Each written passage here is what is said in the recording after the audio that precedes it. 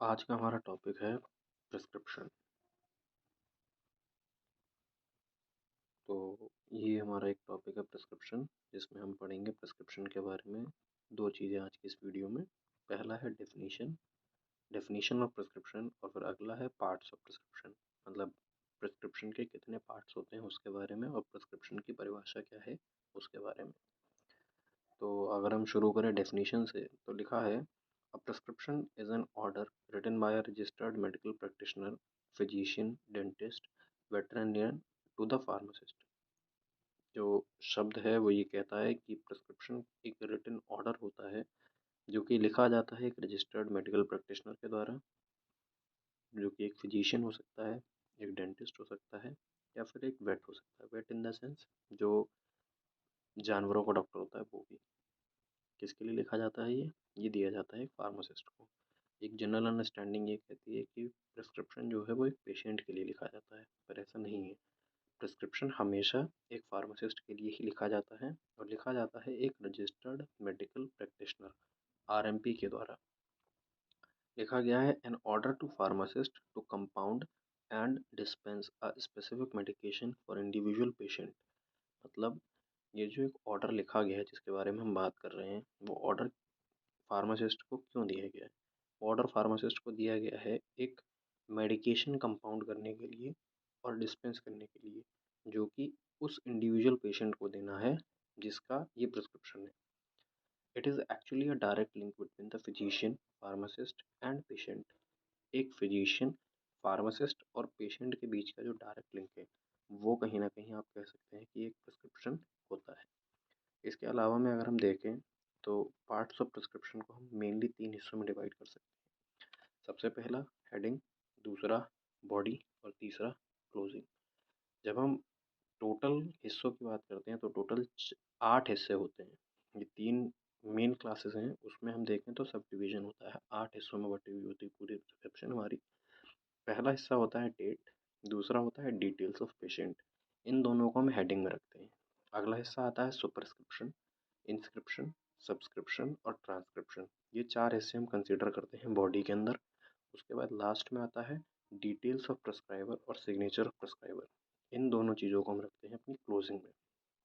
क्या लिखा हुआ है, अगर हम देखते हैं पार्ट्स ऑफ प्रिस्क्रिप्शन के पहले हिस्से को, यानी कि हेडिंग को, तो हेडिंग में हम पाएंगे कि आपके पास दिखता है क्या। सबसे पहले होती है आपकी डेट। डेट क्या होती है? It helps a pharmacist to find out the date of prescribing and date of prescription for filling the prescription. है क्या ये चीज़? किस दिन ये प्रिस्क्रिप्शन लिखा गया है, उस चीज़ के बारे में हमें जानकारी देती है। फार्मासिस्ट को कहीं न कहीं एक आइडिया रहता है कि ये किस दिन का प्रिस्क्रिप्शन है। हो सकता है कि प्रिस्क्रिप्शन लिखे जाने की डेट हो 3 दिन पहले की, और पेशेंट उसको फिलिंग कराने आया हो आज। अगर वो आज फिलिंग कराने आया है तो कहीं न कहीं वो 3 दिन का गैप उसे मालूम पड़ेगा। साथ में that is very important as it gives an idea about the duration of therapy as well as it is important in case of habit forming drug. ख़ास करके अगर हम डेट की बात करें तो बहुत हद तक ज़रूरी हो जाती है डेट। क्यों? क्योंकि इससे आपको ड्यूरेशन ऑफ थेरेपी का पता लगता है। ड्यूरेशन ऑफ थेरेपी का पता लगने से मतलब ये है कि आपको ये आइडिया हो जाएगा कि जो आपकी थेरेपी है वो कितनी लंबी चल रही है।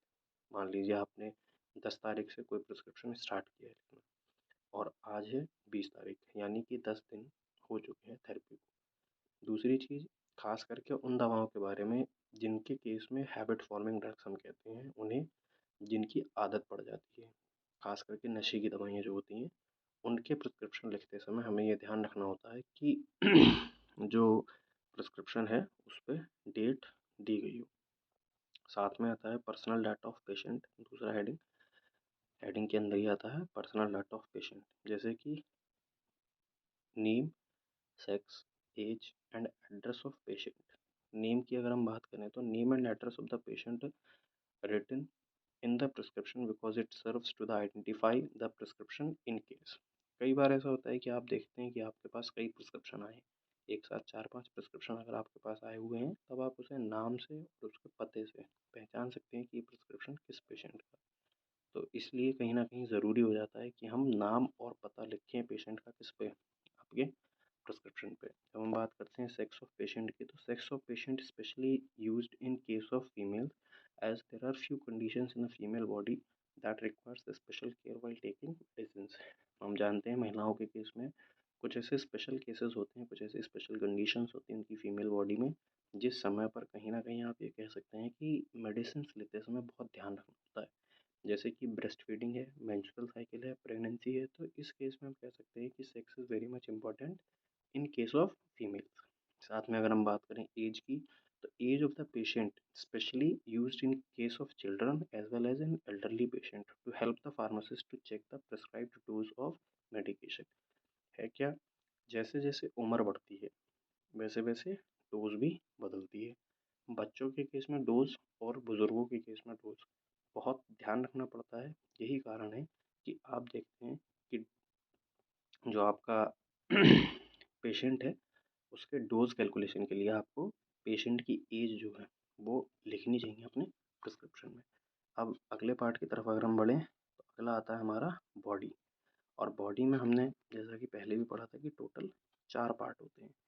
पहला पार्ट होता है सुपरस्क्रिप्शन, अगला होता है इंस्क्रिप्शन, फिर आता है सब्सक्रिप्शन, लास्ट में आता है ट्रांसक्रिप्शन। तो सुपरस्क्रिप्शन क्या होता है? सुपरस्क्रिप्शन वह मेन पार्ट होता है जो आरएक्स लिखा जाता है प्रिस्क्रिप्शन पे, उस हिस्से को हम क्या कहते हैं? सुपरस्क्रिप्शन कहते हैं। यहाँ पर थोड़ी स्पेलिंग गलत हो गई है स्क्रिप्शन की। It is taken from a Latin term recipe which means take you. It also relates to Jupiter the god of healing. है क्या, जो वर्ड आरएक्स लिखा हुआ है वो एक लैटिन टर्म रिसिप से लिया गया है जिसका मतलब होता है टेक यू। और ये जुपिटर जो कि भगवान हैं, हीलिंग के देवता माने जाते हैं, उनको भी रिलेट करता है। साथ में अगर हम बात करें इंस्क्रिप्शन की, तो it is the most important part of the prescription. Prescription का बहुत ज़रूरी पार्ट होता है कौन सा? Inscription. This part consist of the name and quantity of the medications to be prescribed. क्योंकि यही वो पार्ट होता है जिसके अंदर हम जो भी कोई मेडिकेशन प्रिस्क्राइब की जा रही है उसका नाम और उसकी मात्रा को लिखते हैं। In modern day prescription, this part consists of brand names of medications. अगर हम आजकल मॉडर्न डे के प्रिस्क्रिप्शंस की बात करें तो आजकल के ज़माने में ब्रांड नेम ज़्यादा प्रेफर किए जाते हैं लिखना साल टाइम के मुकाबले, जबकि ये कहीं ना कहीं गलत प्रैक्टिस है। सब्सक्रिप्शन की अगर हम बात करें तो this part consist of the direction to the pharmacist by the prescriber. यह वह हिस्सा है जिसमें हम फार्मासिस्ट को कुछ दिशा निर्देश देते हैं। ये दिशा निर्देश क्यों दिए जाते हैं? दिशा निर्देश दिए जाते हैं पेशेंट को जो दवाएं देनी है, कितनी डोज देनी है, किस तरीके से उसे बनाना है, उस तरीके की चीज़ों को प्रिस्क्राइबर जो था वो लिखता था किसमें? आपके प्रिस्क्रिप्शन के सुपरस्क्रिप्शन हिस्से में। फिर जब हम बात करते हैं ट्रांसक्रिप्शन की, तो ट्रांसक्रिप्शन लिखा हुआ है this part mainly consists of directions to be given to the patient. These directions are usually given to the patient by the pharmacist. जो पेशेंट को सलाह दी जाती है वो कहाँ लिखी जाती है? वो लिखी जाती है ट्रांसक्रिप्शन में। उसके बाद आगे की बात करेंगे अब हम सबसे लास्ट में, closing details of the prescriber. Address and registration number of the prescriber should be written in case of dangerous drugs as well as in case of any emergency. है क्या, पता लिखा होना चाहिए और लिखा होना चाहिए क्या? Registration number. पता और रजिस्ट्रेशन नंबर प्रिस्क्राइबर का लिखा हुआ होना चाहिए इमरजेंसी के केस के लिए, और साथ साथ अगर कोई खतरनाक दवाई डॉक्टर दे रहा है उस केस में भी। These details will be helpful to the pharmacist in case of any confusion. ये जो चीज़ें लिखी जाएंगी ये चीज़ें कहीं ना कहीं अगर कोई तरीके का कन्फ्यूजन होता है फार्मासिस्ट को तब भी बहुत काम में आएंगी। आगे लिखा हुआ है सिग्नेचर ऑफ प्रिस्क्राइबर। ये बहुत ज़रूरी चीज़ है। क्यों? क्योंकि अगर आप बात करें प्रिस्क्रिप्शन की, तो प्रिस्क्रिप्शन एक लीगल डॉक्यूमेंट होता है। लीगैलिटी के लिए अगर हम देखेंगे तो कहीं ना कहीं सिग्नेचर ही बहुत ज़रूरी चीज़ है। अगर कोई सिग्नेचर नहीं है तो कहीं ना कहीं ये भी कहा जा सकता है कि अगर कोई सिग्नेचर नहीं है तो आपको उस पर्चे को डिस्पेंस करने की कोई ज़रूरत नहीं बनती। इसके अलावा में यहाँ पर एक सैंपल दिया गया है कैसे प्रिस्क्रिप्शन होता है। अगर मैं शुरुआत से देखूँ तो आपको दिख रहा होगा डेट, उसके बाद आपको दूसरे नंबर पे पेशेंट की डिटेल दिख रही होंगी, नेम, एज, वेट वगैरह। साथ में दिख रहा होगा सुपरस्क्रिप्शन जिसमें हमने केवल आरएक्स को लिखा है, फिर इंस्क्रिप्शन है, फिर सब्सक्रिप्शन है, और लास्ट में सिग्नेचर है। 6 नंबर पे देखिए, 7 नंबर पे यहाँ पे सिग्नेचर, और 8 नंबर पे रजिस्ट्रेशन नंबर एंड